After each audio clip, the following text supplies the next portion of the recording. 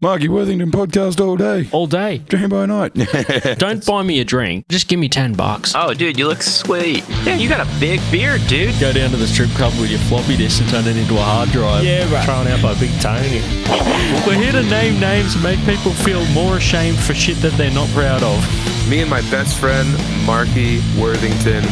Whatever it is. Hey, how you doing? Welcome to a Swapcast. This is both the Marky Worthington Comedy Podcast and also the Canberra Metalheads Podcast, both in one. The scene behind the curtain. One dude does two things. Finally, they've met the wizard. And the reason that it's applicable on both platforms is because we have not just comedy legend, but also metal legend, Steve Hughes as the guest welcome, today. Steve Hughes. Welcome, Steve Hughes. Jesus. No, I'm kidding. You can tell we finally got a guest that's worthy of them not putting a band on the back room as well. Normally we're doing this while we're playing over someone doing sound check. So you notice that complete silence? Yeah, we had the bingo on the other night. Yeah, far out. I feel like in Wollongong. that's the most disrespected art form. Just while the stand-up's going, not for sound check, Yeah. while the show is going. Yeah, dude, I did a gig at the German club the other day, and they said, hey, if you want, because I was emceeing, can we just tell you the numbers for the meat raffle between comedians, and you can just relay it to this crowd because the speakers don't reach down here? So I'm getting up being like, 86, and your next comedian is... That is... What a That's great... Seinfeld episode. I tell you what's even worse, none of them fucking won. Even the crowd were losers. Like, it's just... Comedians. There's an obsession with meat raffles, yeah. We're below murder sketch artists when it comes to the artistic hierarchy. They always shove us in some back room. Mimes, murder artists, and us. So it's the police sketch artists. So, to introduce everybody from the show, so from my right, your left, just in case some people like to get onto YouTube and check how, the validity of the podcast. Mm-hmm. Well, okay, my right, your left, you fucking wankers. It is JDecay, Lukey Marky Worthington. See, I only fucked up my own name. I had one fuck up. I chose to be mine. It's like the dealer always gives himself the shit hand. You know what I mean? Yeah. And then no one gets their feelings hurt. Steve Hughes and Fady over here. How are you? Yep. So Fady Kassab, actually, not Fady over here. Fady over here. Fady over here. Fady Kassab. Yeah. You have to add the Now it's authentic. I'm starting to keep a second eye on that bag you left over there. It's kind of a thing. The terrorist joke. Buzzing. That's fine. I've heard worse. Yeah, you wrote them. That's how you know he listens to his setback. Oh my god. We can edit this out, right? Yeah. So far, I don't even know if I'll keep the intro. Yeah.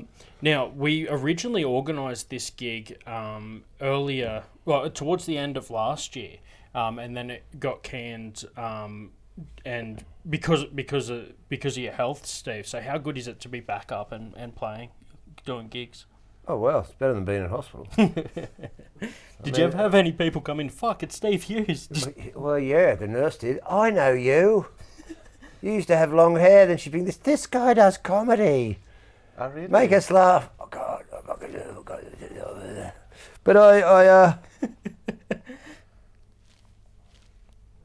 was in, what do they call it? ICU, intensive care unit. And then they took me down to the ward after the operation, and now you're in there with people. And there was this old bloke there. Straight away, when you can see some people and you just go, yeah, that bloke's cool. Right? Yeah. And there was this other woman next to me who I think had smoked every Winnie Red in the country. Just coughing and just... those old Aussie birds from the suburbs that just... They don't die. They just keep going. They just keep rocking through, right? Then there's this other bloke with his curtains drawn. We never saw him. His head would pop out. He'd grab a sandwich, and I was freaking out because ICU is like a 5-star hotel compared to this. You're up there by yourself. And then I can't move. I've got this chest wound. I'm sitting there and this, you're farting in your own bed and listening to her cough up all the wind fields, and I was just freaking out going, I've got to get out of here. I can't fucking believe it. And then that morning, that bloke left and the old bird left, and they sort of just cleaned the water up and it was just me and the old bloke, the cool old bloke. And I was quite comfortable then. I was like, oh, this is... Left or died, Steve? What happened? She left or died? No, she left. She actually left. Did you have a curtain separating you? Oh yeah, you can get one, but it doesn't stop the farts. And then, and then they brought this other bloke in from Mount Druitt, and he was cool as shit, and some other young fella from New Zealand. And then we all bonded. Yeah. It was great, and Steve had this old truck driver. He was in there, and he had this machine sticking in him, and he had to carry it around because he had something pulled out of his lung, and he has to make sure he hasn't got fluid building up. But it's rough. And I remember that night, and because you think you never want to be in hospital, but once you realise you've had an operation, you can't do anything anyway. You think, well, I may as well be. Yeah. There's nothing else. Might as well have a bendy bed, and someone. It doesn't matter if you can't sleep at 3 a.m. Someone's up. It's not like you're at your mate's house.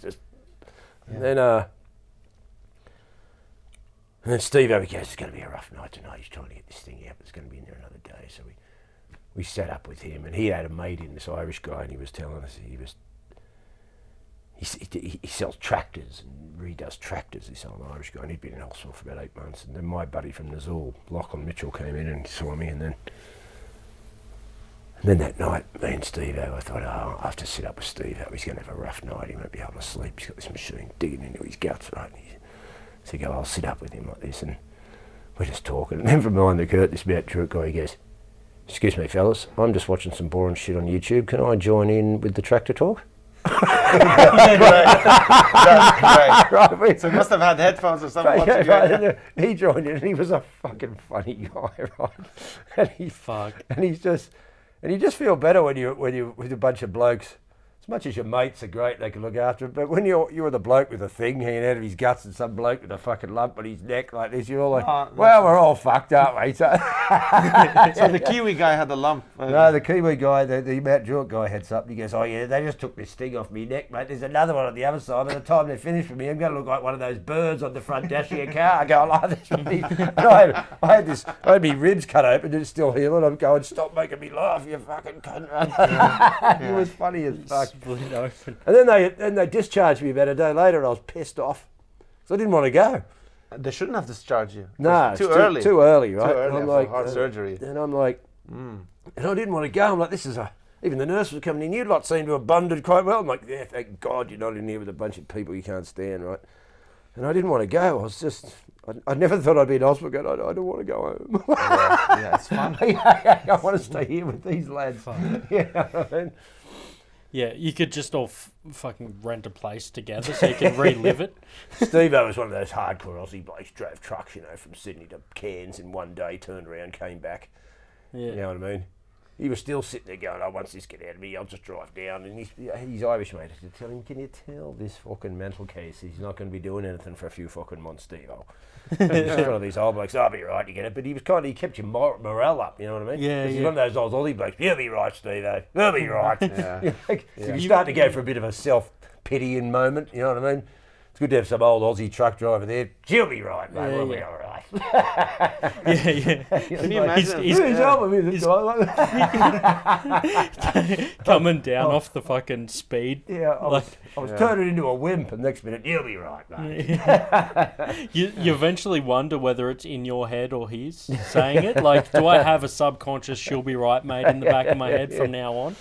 It's like sometimes when I'm doing crowd work, if I'm going like, hey, so what's your deal? You're here by yourself or whatever. You got like a radius of one chair around you. What the fuck did you like? Did you fart before the show or something?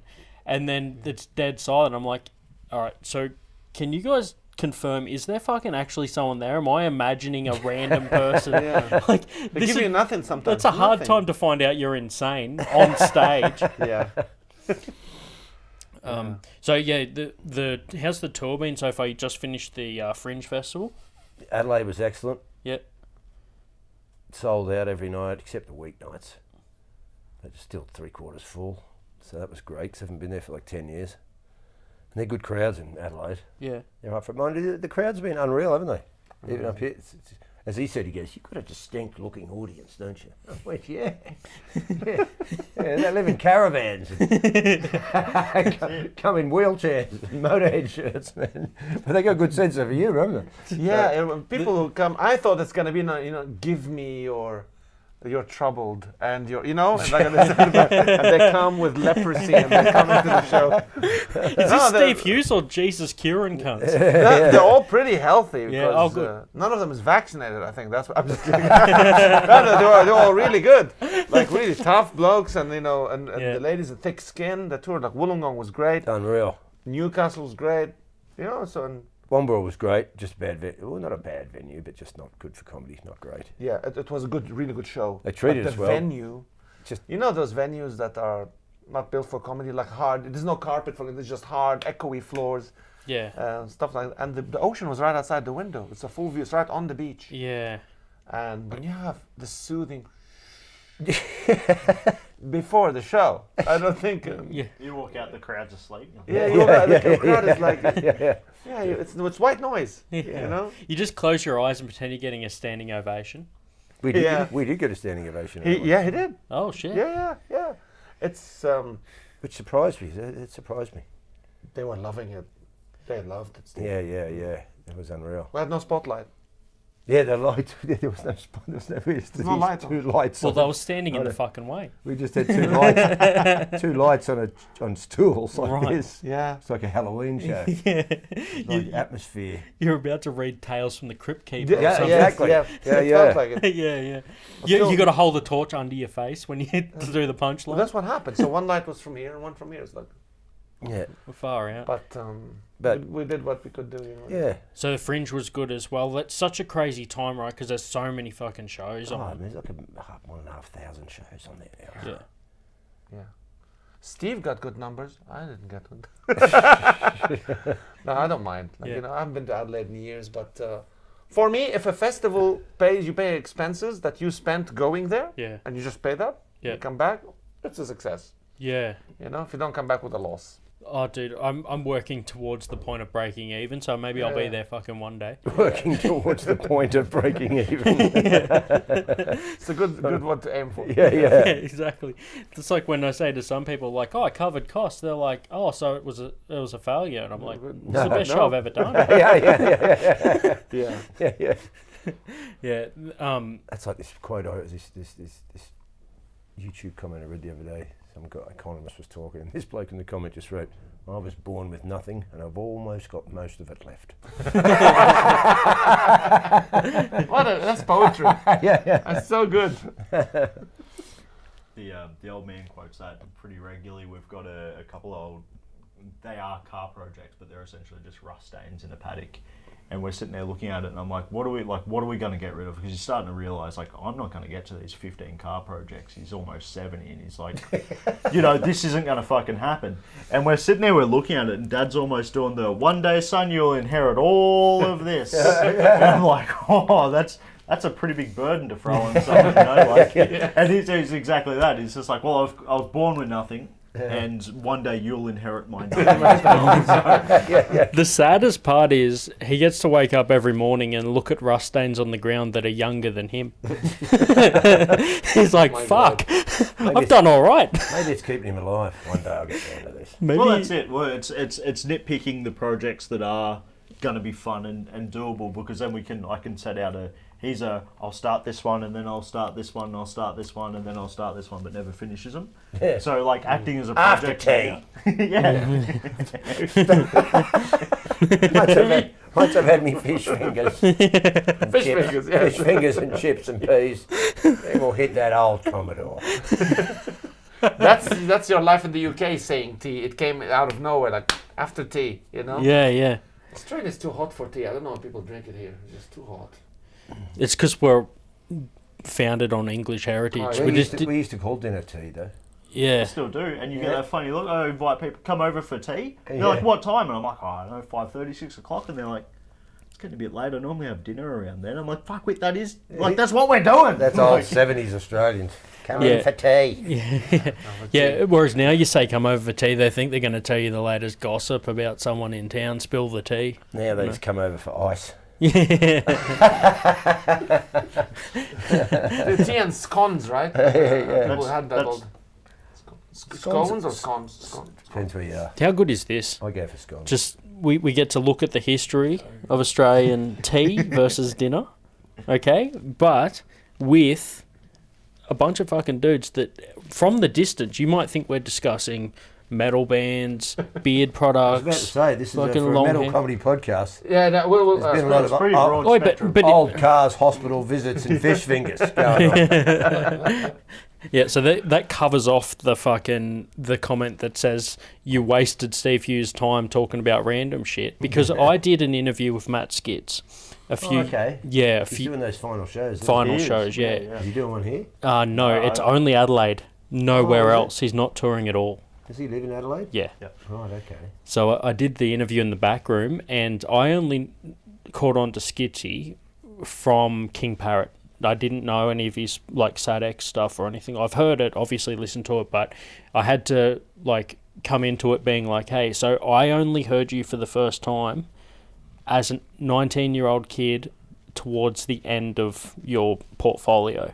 Because he was in Damaged first. Damaged, yeah. And that's the thing. I have interviewed a bunch of different Aussie metal bands for Canberra Metalheads, comedians as well, and then I have to come into it and be like, hey, before we get started, I'm going to level with you. I was born in 93. I just look old as fuck. It's the diabetes. Yeah. I might be 31, but my foot is 64, and it's ready to. It's in the grave. It's so people criticize you? Didn't ask them so the right questions? one of the comments on the Skitsy one is I feel like this guy was ill prepared to interview Matt Skitz, but I addressed it at the start. So now we're playing with house money. I'm just like, hey, this is not going to be. This is just in many forms of the word, I am the cracker for the fucking the real thing you want, right? You want the fucking cheese.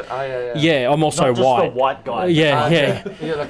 You don't just come. The camembert. Yeah, you're the camembert. Yeah, or whatever. Brie, whatever you're into, and blue vein, fucking whatever. And so I'm just the delivery method of the real thing that people tune in for. You want to hear fucking Skitsy talk? 93. Yeah. God. You want to hear Skitsy fucking talk about something for a while? I'll queue up the interview and give him the mic. But I'm not going to be like, I was there for your first ever show. I did the same. Jay and I went into a hotel room and interviewed Peter Hobbs before his last ever gig. Oh, okay.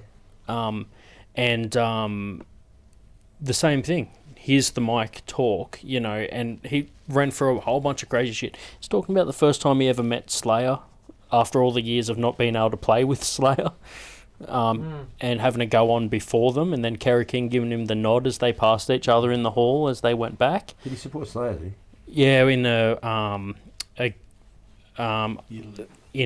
Italy. Yeah. Jay's the brains trust. He remembers every episode. I'm just the fuckhead that has to edit it. But yeah, so he did. Yeah, okay. Finally. And he said in the interview, all the times he tried to do a gig with him, no Hobbs, because they were too similar. Bookers didn't want to put Hobbs and Slayer on the same bill. Oh, whereas in comedy you try to match the tone at least somewhat, right, for the opening act. Mm. You can't get someone who's, let's say, high energy comedian and you open with someone really low energy. Yeah. Mm. Or you just. Though. Okay. But every now and then, some cunt that was born in 93 weasels his way onto a lineup he's got no business in being part on, because he's happy to print out fucking posters and hang them up everywhere and then go and promote the gig just so he can get that supporting spot at the start. Oh. And that explains my only reason that I actually got onto this fucking one, because I've got no business being on the lineup with you guys, but I'm a good little poster runner, so they're like, here you go, buddy. You're the cracker. Yeah, that's it, professional cracker. All right. We're renaming it. It's going to be called Stephen the Cracker. I don't know. Did you listen to Steve's music? Stephen the Cracker. Before? Yeah. No blades allowed. So I was I think I've done the opposite of what a lot of people in my age bracket have done, where my friend sent me a video one time and he's like, check this guy out, he's really funny. And I'm like, no, he's not a comedian, that's the drummer from Slaughterlord. And he's like, no, he's really funny. And then like he came over and we're watching, it was the Hammersmith gig. And he's showing it and I'm going to my record collection and I'm like, oh, but he's fucking like, this is funny, but this is where I know him from. You know, like pulling out my tapes and my CD, like my Nazul CD, and I pull it out and I'm like, you know, like fucking. Those are worth a fortune these days. If you have tapes and records and CDs. Look at, you have a cassette in your pocket? Oh, it's a fucking, yeah. Oh, there you go. Look at that. I'm going to level with you. That one's a boot, I'm pretty sure, but the... I'll tell you, yeah, it is. Yep. Yeah. Well, not once Steve signs it for you. How's that? The inside's different. Yeah. Really? How do you know, Steve? How do you know it's a... Because I made that.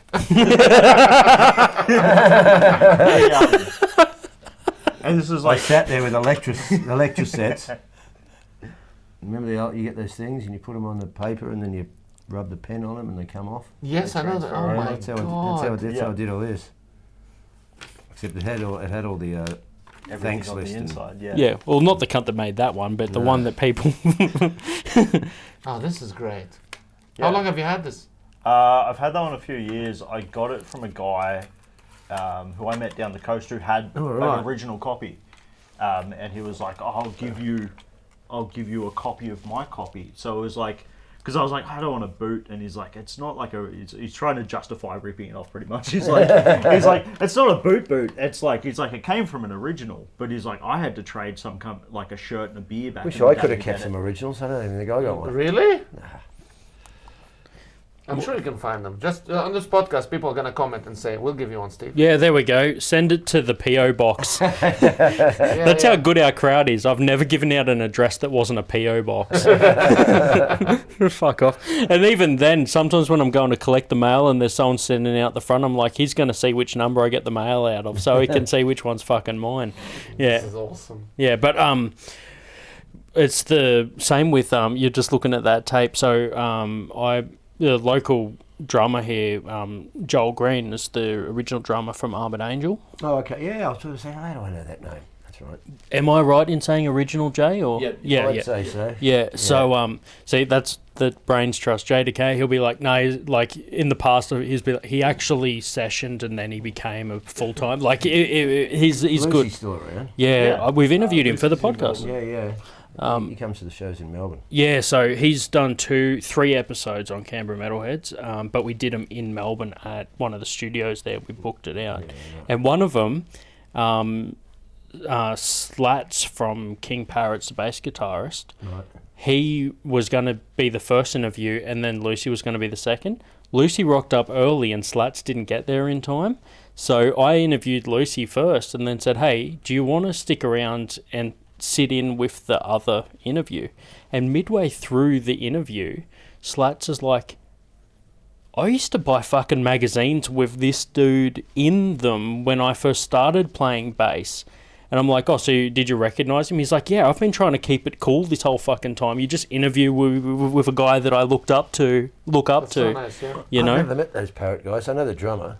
Yeah, well, Skitsy drum for him, and that's right. Yeah, and then Todd's in there now. Yeah, Todd was in Berserker, wasn't he? Yeah. So I went to Todd's place in Brisbane years ago. Yeah. Before he was in, because he came to the show and he goes, "I've got a drum kit. You want to come around and play?" I'm like, "Yeah." Fuck yeah. He's a great guy. Yeah. They're funny, man. They're fucking video clips. Dude, funny, aren't they? so good. I'd heard of them, and I never seen their videos. This bloke I do showed it to you. I thought, oh, these are fucking hilarious. They're such a fun fucking... Especially basing so much on the Aussie slang and that. It's just fucking... Well, it's the first time they did the US show. They put up videos of some of the gigs. And it was like, people didn't know how to take them. Nah. And it was because Youngie just jumped up and was just like, King Parrot from Australia, what's going on, you fuckwits? And like the US crowd's like, why are you angry at me? Like, we're here to support you, man. And there's like a solid, almost like you get it, like them really like grindcore shows and shit. How people are like, I don't want to stand too close to the crowd, like to the front in case it gets disgusting. And it was almost like there's that initial crowd pull of just like, let's stay away from the stage for a little bit just to gauge it. And it was right up until maybe like second or third last song that the crowd's like, oh, they're not crazy, they're just Australian. Like, And they went. Yeah, they don't quite get it like the English would get it, calling you a fuckwit before you've met them, Americans. I think, why are you calling us fuckwits? The English would go, oh yeah, we know, it's just, Because they're used to, how's it going? Great, wonderful, best people in the world, USA #1. Woo! That's what they use the flattery. Yeah. How are you, fuckwits? Excuse me. I forgot the exact quote, but Bill Burr was talking on his podcast about how the English, in their association with cunt versus America. And apparently at a gig there was someone selling rip-off merch out the front, and they've come in and said to the tour manager, hey, just letting you know there's a guy out the front selling merch. And apparently he's just like, well, what am I meant to do about it, you fucking sodded cunt? And the American, venue runner was like, what the fuck? That's like a major insult. Worst word in America. But the thing is, you'd be called a cunt for that, and then you sort it out. Oh, that's all right. Yeah, fuck, it's all good, But, he's just like, this guy's made, a mortal enemy for the rest of my life now. This guy's never going to bounce back from being called a cunt. Yeah. What am I meant to do about it? Leave it out, you cunt. The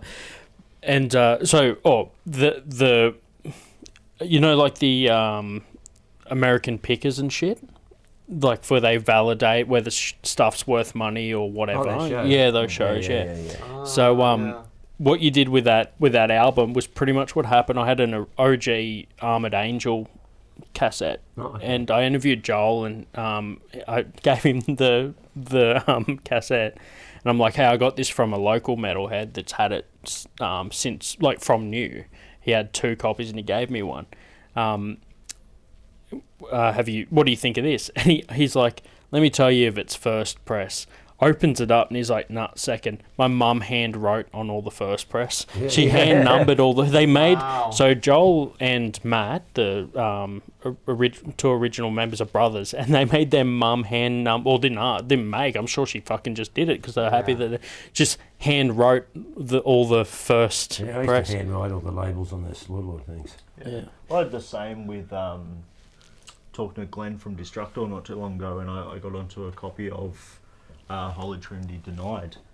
And Destructor, what's Destructor? American Destructor? Australian Destructor. Right, okay.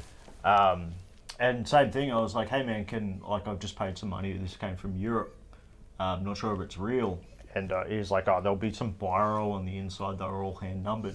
But it looked like it had been sort of closed fist crayon written by a child, Oh. And I sent him a photo of it, and he's like, nah, it's real. He's sort of it after you start hand writing 180, 200, you give up after a while. It's just Yeah. How many would you make, Steve, when you made them yourself? Oh mate, this is old school. This is in the day. We had no money. So instead of going, we had the demo, send away, can you make 50 copies of this? I had a master tape and I set up my mate's house with the 2 tape decks and just recorded it real time. In real time, yes. Fuck. And just sat there. 15 minutes of the demo, 1 done. So I get 4 done an hour. Yeah. So I sit there for 6 hours, have a batch. It was better back then. It kind of was. I kind of like Wasn't it. it? There's something about analog. Yeah, there's something about making things your from time. scratch. And Yeah. How many times before you turned the speakers off and just made sure it was there? Do you listen to your own album that many times? By the end, you just go, I'm assuming that's good. Or maybe number 66 gets a special edition. I'll just voice over midway through. This is my favourite part of this song. Oh my God. DJs, when they played songs that you really wanted, born in 93, you said? Yeah. Oh my God. It's okay. My parents were old when they had me, so I kind of skipped a generation as far as music taste. But we used to listen. Wait. Still grew up with and I Sabbath. want to record the song I want. Yeah. And it start, and I would always miss the beginning. Yeah. And then the DJ would go, you're listening to, fuck, I know what I'm listening to. I know what you're trying to do. You're trying to ruin my taping. So I had so many songs of him speaking over it intentionally. Yeah. To kind of protect the song. Yeah, there's a local, originally from the South Coast before this, we grew up down South Coast, New South Wales, and there was a local radio station, and people would just have random shows on there. There's a local legend down there called Texas Dave, and he would go on there and play Texas music. But he would get Texas Dave from the south coast of New South Wales. Yeah, he was born in England. Yeah. Honorary Texan, by the way, but yes. Born in where? Born in England, yeah. Well, what other nickname would you have? Yeah. Born in England, live in Australia. What's your name? Texas Dave. Of course it is. Give me some time. He's Sir Texas Dave, actually. Sir Texas Yeah. So anyway, You been to Texas Dave? No. he fucking I love cows though. he would get hyped midway through the show and start like interjecting with the songs, and he had one of those train whistles, so he'd just randomly fucking be like, oh yeah, stay out of Texas, you damn Yankees, like midway through the song. Like, so I mean, if anyone tried to rip it, I guess he fucking featured in a few of those songs. Yeah, Texas Dave, man. That's the thing. How good is rural shows when you run into characters like that, though? Yeah. Like, what do you have any stories from like rural shows where you just We run haven't into? done them yet here. Yeah. This is why I'm starting to do them. Like Canberra's not exactly rural, but you know, getting up the coast and Newcastle, because I just used to come to the cities, do Sydney, Melbourne, Brisbane, Perth, Adelaide, leave, go back to the UK. But now the world's gone. Now the world's gone woke, and I've gone underground again. I thought, well, let's go in, because who wants to go to the city these days? Yeah. So if you live in Newcastle, You go into it. What were you saying, Jay? Is the So I was just asking, is the UK scene similar? no, the UK's. Oh God, what are you going to say about the UK? The whole country's a mess. Don't get me started. I just get sad and ruin the whole thing. Oh no. Yeah, the new podcast? Don't get me started with Steve Hughes. yeah, don't get me started. That's a great What? title. It's Yeah, done. don't get me started. What happens? Nothing. It's just quiet. The whole hour. Yeah. I said, Well, no, I'm It's a eternalizing. whole just hour don't- of not getting Steve started. yeah, I'm not getting started. just mate. like going. Yeah, just wander off. Like Rodin's thing, you know, the yeah. Just wander off, you hear a piss noise, wander back. Oh, God. Oh, Anyway, don't 400 forget to like and subscribe. Don't forget to like and subscribe. Don't get me started.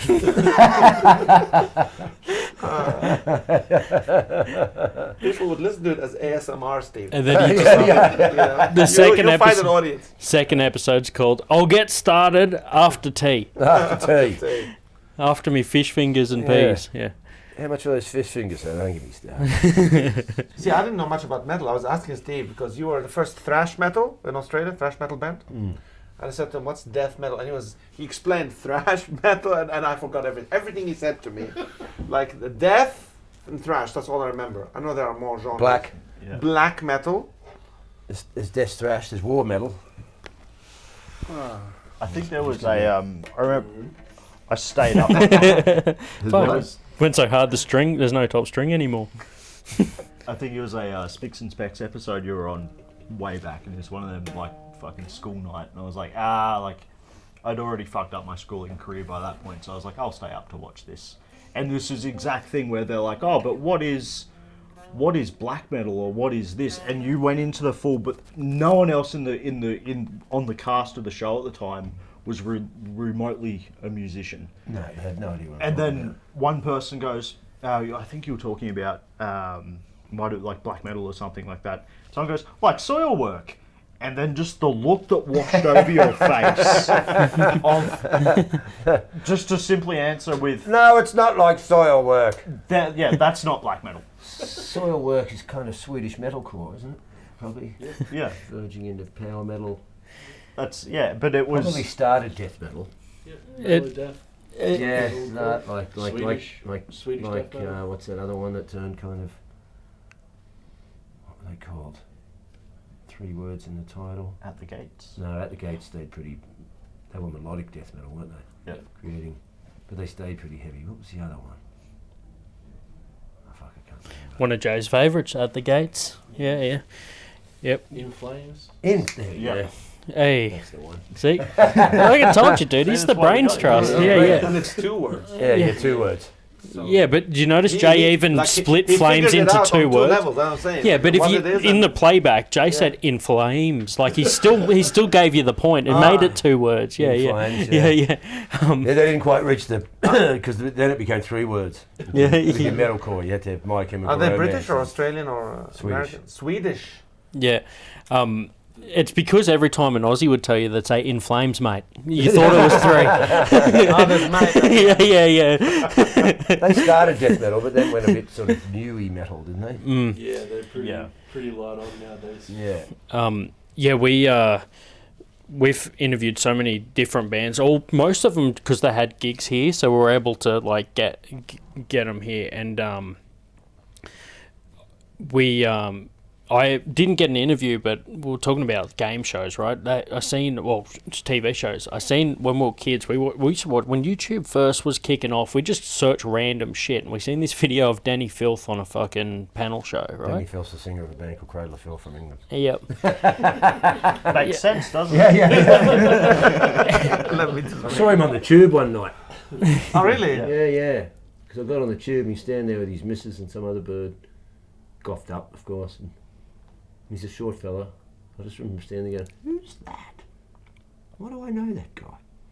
That's when I went, oh, I know that's him. You had 2 women with him? Yeah. I don't like him. No.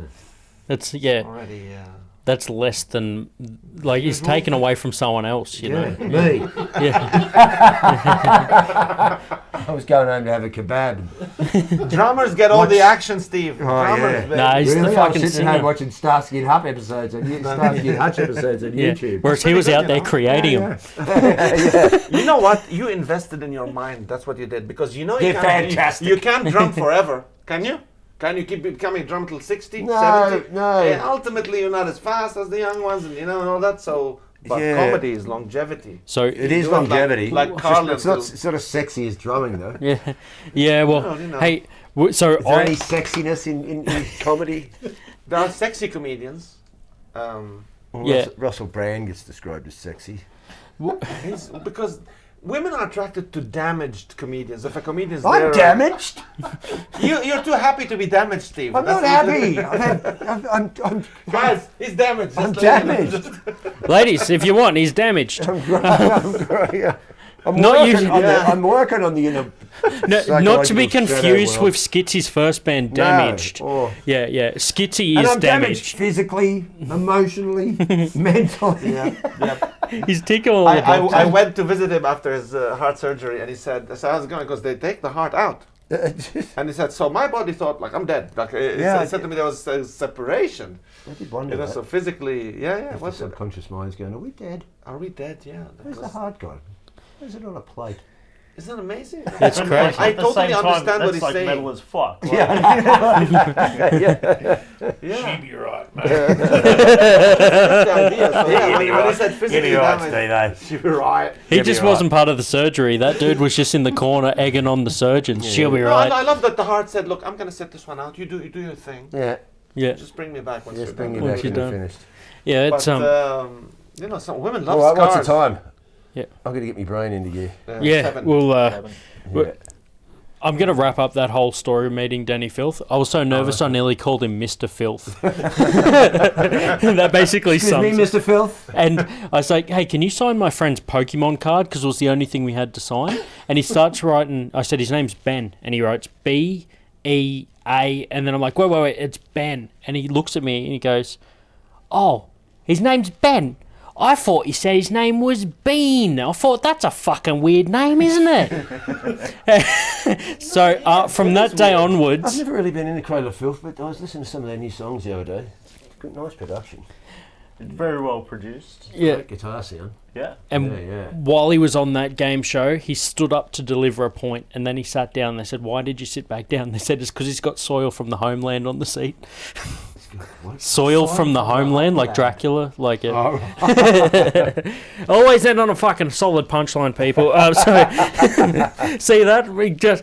I tried not to go too hard. I know Steve's just had surgery not but a few months ago, but I just didn't want to fucking give you a slapping joke to finish you up because I still rib cracker. I still need a little bit of fucking wick Well, there you left go, in that mate, candle. folks. If you don't know more about the slang words for dinner, fish fingers, rusted cars in fields, and how good it is to have an old truck driver in your hospital, It's all there in episode 100 of Canberra Metalheads. Is it episode 100? Yeah. This is a really good number to Yeah. me. Yeah, it's going to be a special one. Yeah. Yeah, it's really nice. It may, in fact, be the only episode we released this year. Our new role is you have to have more followers than Steve Hughes on every platform combined to be in the next one. I've only got 7. Okay. So it should be fine. Anyway, all right. Thanks everyone for tuning in. Cheers, guys, for doing the podcast. Don't buy me a drink. Just name names. Yeah, right. Big time. Fucking throwing out a strip club with your floppy disk. Yeah, you got a big beard, dude. Shame for shit all day. Me and my best friend, Marky Worthington. Keep it simple. Count your money. That they're not proud of. Just give me $10. Hey, right? Click. Did you hang up? No, I just said click.